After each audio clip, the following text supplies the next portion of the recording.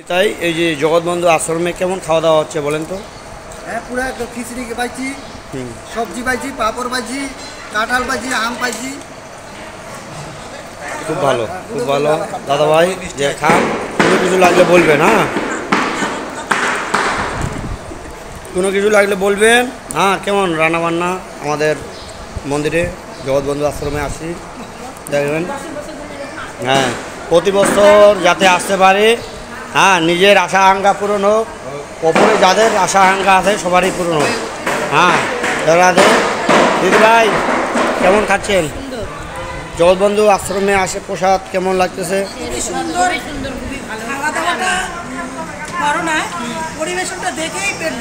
যাই হোক, গোবিন্দ মঙ্গল করুক, আপনাদের আশা আকাঙ্ক্ষা পূরণ করুক, সবারই মনের আশা আকাঙ্ক্ষা যাতে পূরণ হয়।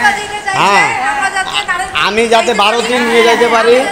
হ্যাঁ, ঠিক আছে, যে খাও বাবা তাই